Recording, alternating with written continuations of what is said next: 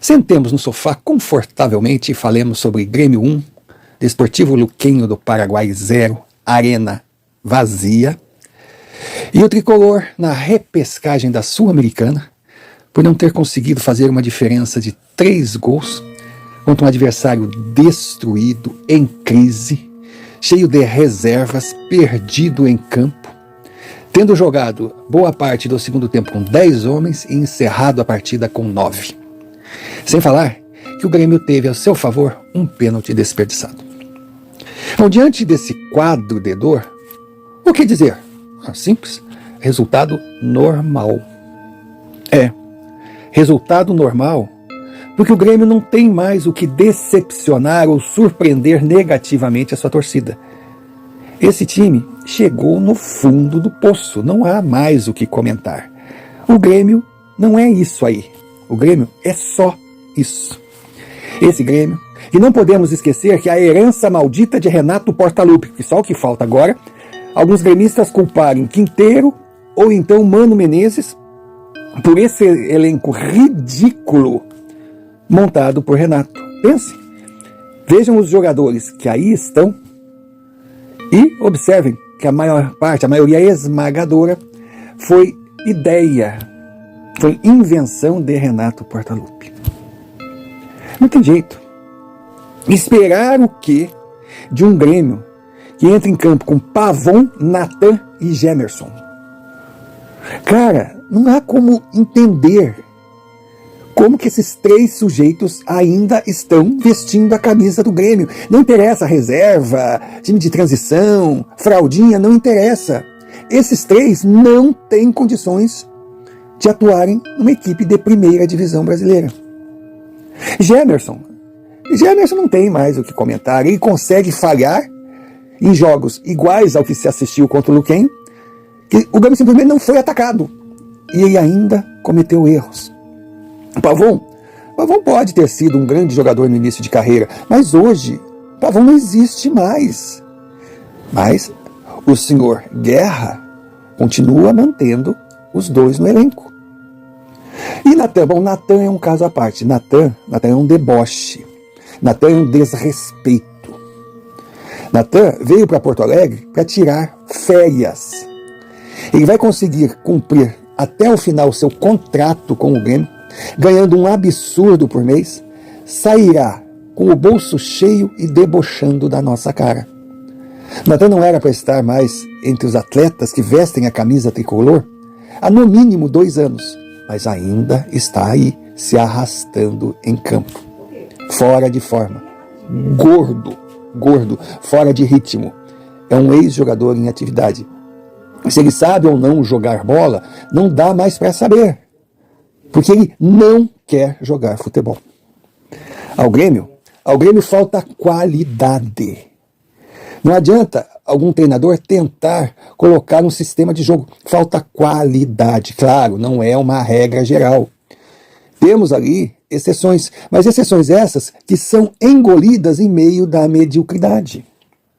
Cristaldo é um bom jogador, mas não é a solução. Mas se estivesse numa equipe estruturada, com valores no seu nível, jogando com ele, Cristaldo se daria bem em qualquer outro clube. Porque a gente não pode esquecer a máxima já consagrada pela sabedoria da bola. Um grande time consagra bagres. Mas um time horroroso, que é o caso do Grêmio, consegue destruir bons jogadores. É assim, futebol é coletivo. E não tem como jogar num grupo fraco como o grupo atual do Grêmio. E o senhor Mano Menezes, hein? Ô, senhor Mano Menezes, que foi aquilo? Por que poupar os titulares no jogo contra o Luquenho? Porque dificilmente o Godoy Cruz deixaria de vencer o seu jogo em casa. Seu Mano, não é essa característica que consagrou a história tricolor. Não tire de nós esse sentimento que Grêmio é não desistir nunca. Eu não sei se com as suas estrelas máximas o senhor conseguiria um resultado melhor. Mas se o time do Grêmio titular já é fraco, imagine entrar com as reservas. A equipe colocada em campo ontem foi no mínimo uma piada de mau gosto. Hoje o Grêmio vai para a repescagem. E no futebol não tem se, se fosse os titulares. Não. Mas o senhor, sem dúvida alguma, tomou uma decisão equivocada. Mas sem problema. Decisão essa que não tem nem a desculpa do calendário ter que poupar, porque a Copa do Mundo de Clubes vem aí, o Grêmio tem 1 ou 2 compromissos ainda pela frente e só. Será que os valorosos jogadores titulares iriam se arrebentar muito se fizessem o sacrifício? Claro que não, senhor Mano Menezes. Não tem explicação o que o senhor fez ontem. Mas não tem problema, porque, poxa, o caminho do Grêmio agora é fácil, pois ele será, se não o melhor, segundo colocado da Sul-Americana, ele será o segundo melhor. Isso quer dizer que ele pegará um dos piores terceiros lugares da Libertadores. Então é fácil. Fácil. Fácil seria se não fosse o Grêmio. Porque mesmo que pegue a Alianza Lima, que apanhou de todo mundo na Libertadores, ou pegue o Deportivo Bulu da Bolívia, esses adversários são muito melhores do que o Grêmio enfrentou na sua chave sul-americana. E mesmo assim o tricolor se arrastou. Então o que será essa repescagem? Bom, se tudo correr bem, será muito ruim. Porque o Grêmio é isso aí, o Grêmio é o que apresentou. E quer saber?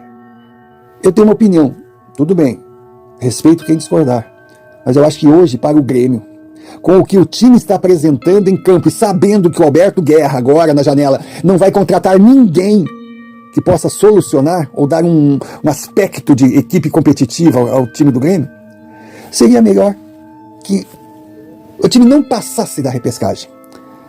Assim poderia se dedicar única e exclusivamente ao Brasileirão, aproveitando que outras equipes estariam participando de competições tipo Copa do Brasil, Sul-Americana, Libertadores, para ver se consegue somar os 33 pontos que ainda tem que buscar para pelo menos se manter na Série A em 2026, respirando um pouco e dando um tempo que chegue um presidente de verdade, limpe a casa e comece do zero.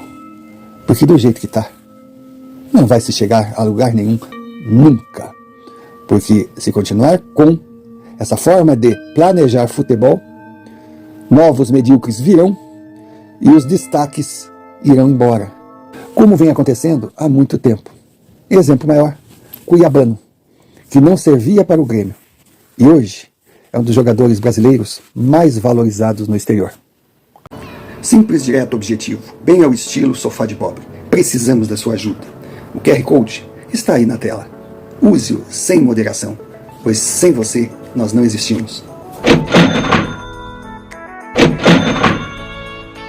Sofá de Pobre é autêntico, não se esconde no politicamente correto para parecer queridinho. Defende suas convicções, custe a quem custar.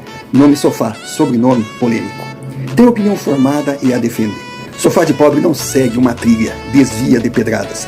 Perseguido, bloqueado, desmonetizado, hostilizado, ridicularizado, simplesmente segue em defesa do que acredita. Nada demais se não convivesse com criaturas da espécie humana. Entre elas, um número significativo de pessoas que acreditam ter o direito de falar o que pensam, sendo extremista ao ponto de ostentar a bandeira do tolerância zero ao contraponto. Difícil saber se você pertence ao grupo do pró ou do contra. Se for pró, ajude-nos a continuar. Se for contra, muito obrigado por prestigiar e estar assistindo esse vídeo e mesmo discordando, continue. Críticas construtivas sempre serão bem-vindas. As ofensas para nós são a certeza de que estamos no caminho certo, pois diante das reações intempestivas que enfrentamos, temos a certeza que o que falamos tem sim a sua importância, por serem verdades sempre baseadas em argumentos concretos difíceis de serem desmentidos. Efeitos colaterais são coerentes. Nos tornamos alvos daqueles que acreditam que, atacando quem publica, irão minimizar o teor do publicado. O primeiro semestre se aproxima do final e o Grêmio está eliminado da Copa do Brasil, onde enfrentou só equipes de divisões inferiores e não conseguiu uma única vitória. O Grêmio perdeu o octacampeonato gaúcho para o seu principal rival. E se formos pensar, o futebol apresentado não o credenciava nem para chegar na final. O Grêmio está na segunda página do Brasileirão. E é uma colocação que ninguém pode dizer que é injusta. O Grêmio está na repescagem de uma Sul-Americana por não ter conseguido ser o primeiro colocado de um grupo muito fraco. Então, o Grêmio está onde deveria estar, onde o seu futebol o credenciou a estar. Diferente do Internacional. O Internacional chegou às oitavas de finais da Libertadores e, com certeza, uma posição acima do que o futebol jogado o levaria. O Internacional teve a sorte a seu lado, a arbitragem a seu lado. Não importa. O que importa é que ele chegou. Chegou, mas tem muito a melhorar. Tudo bem, o Internacional está com o futebol bem acima do patamar Grêmio, mas muito abaixo daquilo que ele espera conquistar. Em resumo, para as ambições tricolores, o futebol apresentado dará por gasto e acredito que consiga se manter na Série A em 2026. Agora, para as ambições coloradas, terá que melhorar muito, senão corre o risco de completar mais um ano sem conquistar um único título fora do Rio Grande do Sul.